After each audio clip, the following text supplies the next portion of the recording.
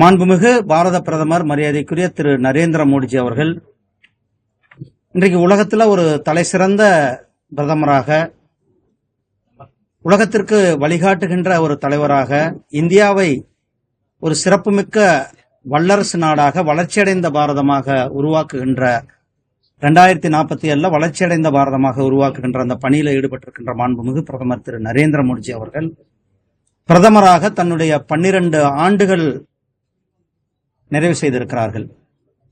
8ஆம் தேதி அன்றைக்கு நம்மளுடைய பாரத் மண்டபத்தில் இதே மாதிரி உங்களை போன்ற மூத்த பத்திரிகையாளர்கள், இந்தியாவிலிருந்து அனைத்து தரப்பான மூத்த பத்திரிகையாளர்களுக்கு சந்திப்பு. அதை தொடர்ந்து 9ஆம் தேதி அன்றைக்கும் அதே போல ரீஜனல் லெவல்ல இருக்கிற நம்ம தமிழ்நாடு, பாண்டிச்சேரி, கேரளா, கர்நாடகா அந்த மாதிரி எடிட்டர்ஸ், சீஃப் எடிட்டர்ஸ், ஓனர் அவங்களுக்கெல்லாம் கூட அவங்களுக்கு கூட இந்த மாதிரி சந்திப்பு. அதை தொடர்ந்து 10ஆம் தேதி உங்களுக்கு தெரியும் தேசிய ஜனநாயக கூட்டணியினுடைய தலைவர்களுடைய கூட்டம். அதுல மாண்புமிகு பிரதமர் திரு நரேந்திர மோடிஜி அவர்களுக்கு 4399 நாட்கள், இன்னைக்கு பாத்தீங்கன்னா 4402வது நாள், ஒரு தலை சிறந்த பிரதமராக, மக்களால் தேர்ந்தெடுக்கப்பட்ட பிரதமராக தொடர்ந்து 12 ஆண்டுகள்.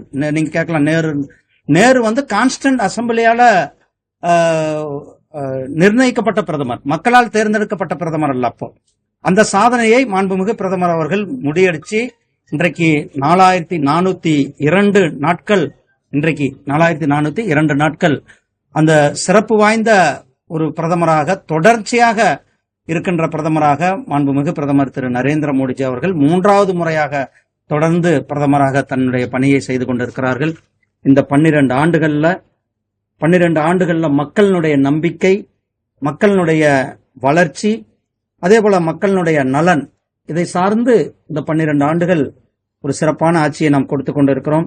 உங்களுக்கு எல்லாம் தெரியும், இந்த நாட்டினுடைய உள்கட்டமைப்பை இந்த 12 ஆண்டுகள்ல எவ்வளவு வேகமாக உள்கட்டமைப்பை நிறைவேற்றியிருக்கிறோம். அதே போல சமூக கட்டமைப்பு, அதனுடைய வளர்ச்சியினுடைய வேகத்தையும் நம்ம பார்க்கிறோம், நம்ம நேரடியா பார்க்கிறோம். இதனுடைய வளர்ச்சிகள், ஏழை எளிய மக்கள், அவங்க கிட்டத்தட்ட 25 கோடி மக்கள் ஏழ்மையிலிருந்து மேல்நிலைக்கு கொண்டு வந்திருக்கிறார். 25 கோடி பேர், அதாவது பிபிஎல் வறுமை கோட்டு கீழே இருந்தவங்கள இந்த 12 ஆண்டுகள்ல அவங்க எல்லாருமே வறுமை கோட்டுக்கு மேல வந்திருக்கிறாங்க. அதே போல பிரதமரனுடைய உணவு வழங்கும் திட்டத்தின் கீழே 81 கோடி குடும்பங்களுக்கு ஒவ்வொரு மாதந்தோறும் கூட 5 கிலோ அரிசி, 1 கிலோ பருப்பானது இலவசமாக ஒவ்வொரு மாதமும் ஏழை எளிய மக்களினுடைய உணவு பாதுகாப்பு திட்டத்தின் கீழே இந்தியா முழுவதும் கொடுக்கப்பட்டிருக்கிறது. அதே போல நம்ம எல்லாருக்குமே கண்ணியமாக வாழ்வதற்கு ஒரு வீடு வேண்டும் என்பது, கிட்டத்தட்ட 4 கோடி பேருக்கு வீடுகள் கட்டி கொடுக்கப்பட்டிருக்கிறது பிரதமரனுடைய அனைவருக்கும் வீடு கட்டும் திட்டத்தின் கீழே. அதே போல தூய்மை இந்தியா திட்டத்தின் கீழே கிட்டத்தட்ட 12 கோடிக்கும் அதிகமான கழிவறைகள் ஒவ்வொரு வீட்டிலையும் கட்டப்பட்டிருக்கிறது. அது மட்டுமல்ல, 5 லட்சம் கிராமங்கள் ஓடிஎஃப், அதாவது திறந்த வெளியிலிருந்து மலம் கழிக்கிறது இல்லாத கிராமங்களாக இந்த கிராமங்கள் 5 லட்சம் கிராமங்கள் இந்த ஆண்டுகள்ல உருவாக்கப்பட்டிருக்கிறது. ஜல்ஜீவன், அனைத்து வீட்டுக்கும் குடிநீர் திட்டம், குடிநீர் குழாய் மூலமாக தண்ணீர் கொடுக்கும் திட்டம் இன்றைக்கு கிட்டத்தட்ட 11 கோடி வீடுகளுக்கு பாதுகாப்பான, சுத்தமான, சுகாதாரமான குடிநீர் வசதியை நாம் இன்றைக்கு கொடுத்து கொண்டிருக்கின்றோம். நம்முடைய மாண்புமிகு பிரதமர் திரு நரேந்திர மோடிஜி அவர்கள் கொடுத்து கொண்டிருக்கிறார்கள். பிரதமர் திரு நரேந்திர மோடிஜி அவர்கள் ஏழை எளிய மக்களுடைய நலன், பெண்களுடைய நலன், விவசாயிகளுடைய நலன், இளைஞர்களுடைய நலன், இந்த 4 பேருடைய நலனை போற்றும் விதமாக இந்த ஆட்சியானது இந்த 4 தரப்பு மக்களையும் உயர்த்தும் விதமான அதுல பெண்களுக்கு அதிகாரம் அளித்தல், அல்ல சகோதரிகளை லட்சாதிபதிகளாக ஆக்க வேண்டும் என்ற ஒரு திட்டத்துல சுய உதவி குழுக்களை சேர்ந்த 3 கோடிக்கும் அதிகமான சகோதரிகள் இன்றைக்கு லட்சாதிபதியாக உருவாகி இருக்கிறார். 3 கோடிக்கும் அதிகமாக, இந்தியா முழுவதும் 3 கோடிக்கும் அதிகமான பேர் லட்சாதிபதிகளாக உருவாகி இருக்கிறார்கள். முன்னாடி 2014க்கு முன்னாடி பேங்க்னா என்னன்னே மக்களுக்கு நிறைய பேருக்கு தெரியாது, பேங்க் வாசலுக்கு போக முடியாது. அப்படி இருந்த காலத்தை எல்லாம் மாற்றி அந்த சாதாரண மக்களும் கூட பேங்க்குக்கு போகணும், பேங்கினுடைய பயன்களை கிடைக்கணும் அப்படின்ட்டு கிட்டத்தட்ட 58 கோடி பேருக்கு ஜன்தன் வங்கி கணக்குகள் அதுல கொடுக்கப்பட்டிருக்கின்றன. இதுல கிட்டத்தட்ட 32 கோடி கணக்குகள் சகோதரிகள், அதாவது பெண்களுடைய கணக்குகளாக இருக்கிறது. அதே போல உஜ்வாலா திட்டத்தின் கீழே, இலவச கேஸ் இணைப்பு திட்டத்தின் கீழே 11 கோடி குடும்பங்களுக்கு இன்னைக்கு இலவச சமையல் எரிவாயு இணைப்புகள் கொடுக்கப்பட்டிருக்கிறது.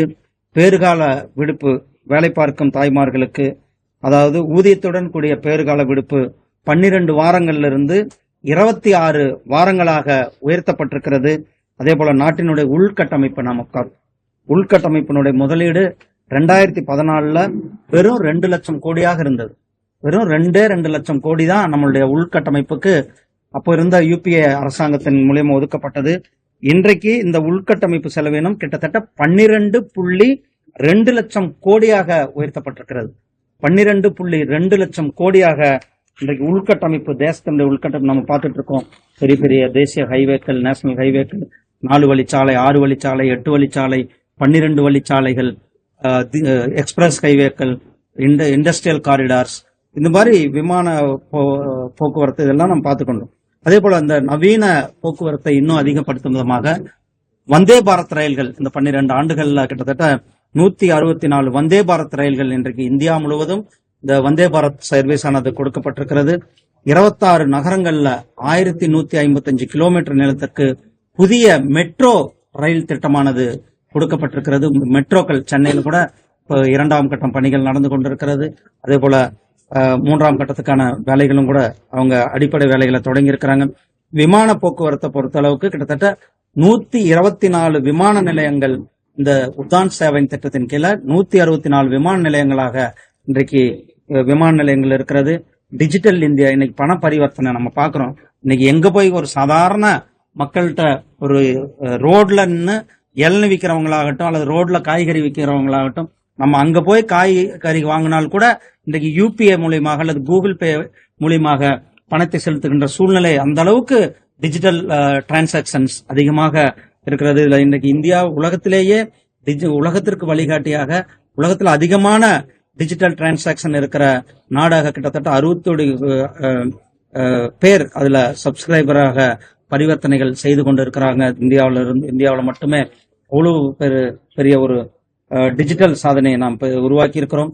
அதுல உள்ள விவசாயிகளுடைய நலனை பொறுத்தளவுக்கு பிரதமரனுடைய கிசான் சம்மான் நிதி திட்டத்தின் கீழே கிட்டத்தட்ட 11 கோடி விவசாயிகளுக்கு 4.3 லட்சம் கோடி ரூபாய் விவசாயிகளுக்கு வருடத்திற்கு 6000 ரூபாய் கொடுக்கின்ற அந்த சன்மான் நிதியானது விவசாயிகளுக்கு இந்தியா முழுவதும் கொடுக்கப்படுகிறது. அதே போல முத்ரா வங்கி திட்டத்தின் கீழே இன்னைக்கு இந்தியாவிலேயே அதிகமான முத்ரா கடன் திட்டம் தமிழ்நாடு, யூபியில அதிகமாக வச்சிருக்கிறாங்க. அதுல பெண்கள் அதிகமாக கடன் வாங்கியிருக்காங்க. இதுல 57 கோடிக்கு அதிகமான சகோதரிகள் இந்த முத்ரா கடன் அவங்க வாங்கி தன்னுடைய வாழ்க்கையில அவங்க எல்லாமே ஒரு தொழில் முனைவோர்களாக வந்திருக்கிறார்கள். அதே சுய தொழில் திறன் மேம்பாடு, பிரதமருடைய விஸ்வகர்மா திட்டத்தின் கீழே 30 லட்சம் பாரம்பரிய கலைஞர்களை ஊக்குவிக்கும். அதாவது நம்மளுடைய பகுதியில் சொன்னா தங்கம் செய்கிற ஆசாரியாகட்டும் அல்லது இரும்பு செய்கிற ஆசாரியாராகட்டும், பூ கட்டுறவங்களாகட்டும், இது மேல இந்த கைவினை பொருட்களை இப்ப தஞ்சாவூர்ல சைடுல இருக்கிற தஞ்சாவூர் பொம்மை செய்யறவங்க அல்லது ஒவ்வொரு பகுதியில் இருக்கிற அந்த பகுதியினுடைய கிராஃப்ட அதிகமாக செய்கின்ற 30 லட்சம் பாரம்பரிய கைவினைஞர்களுக்கு பயிற்சியோட கடனுதவியும் கொடுக்கப்பட்டிருக்கிறது. ஸ்டார்ட் அப் இந்தியா, நம்ம 2014க்கு முன்னாடி வெறும் 400 ஸ்டார்ட் அப் கம்பெனிகள் தான் அன்னைக்கு இருந்தது. இன்றைக்கு 2 லட்சத்திற்கும் மேற்பட்ட ஸ்டார்ட் அப் நிறுவனங்கள் இருக்கிறது. இந்த ஸ்டார்ட் அப் நிறுவனங்கள் இன்றைக்கு அணு ஆராய்ச்சி தொடங்கி விண்வெளி சாதனைகள் வரலும் இந்த ஸ்டார்ட் அப் நிறுவனங்கள் யூனிகார்ன் நிறுவனங்களாக உருவாக்கி இருக்கிறது. கிட்டத்தட்ட 2 லட்சத்துக்கும் மேற்பட்ட ஸ்டார்ட் அப் நிறுவனங்கள் பதிவு செய்யப்பட்டு அவர்கள் 23 லட்சம் பேர் இதுல புதிதாக வேலை வாய்ப்புகளை இந்த ஸ்டார்ட் அப் நிறுவனங்களினுடைய சிஇஓஸ் எல்லாம் பாத்தீங்கன்னா எல்லாமே 25ல இருந்து 30 வயசுக்குள்ளவங்க. அந்த அளவுக்கான ஒரு வேலை வாய்ப்புகளை உருவாக்கப்பட்டிருக்கிறது. அது மட்டும் இல்ல, மத்திய அரசாங்கத்துல இந்த கடந்த ஒரு ஆண்டுகள்ல மட்டுமே கிட்டத்தட்ட 13 லட்சம் பேருக்கு பிரதமரனுடைய வேலைவாய்ப்பு முகாம்கள் மூலியமாக வேலைகளை கொடுக்கப்பட்டிருக்கிறது. சுகாதாரம், ஒவ்வொரு குடும்பத்திற்கும் 5 லட்சம் ரூபாய் வரலும் இலவச சிகிச்சை வழங்குவதற்கான அந்த ஆயுஷ்மான் பாரத் கார்டு என்று சொல்லக்கூடிய 5 லட்சம் ரூபாய் பெருமானம் உள்ள இன்சூரன்ஸ் திட்டத்தை கிட்டத்தட்ட 12 கோடிக்கும் அதிகமான பேர்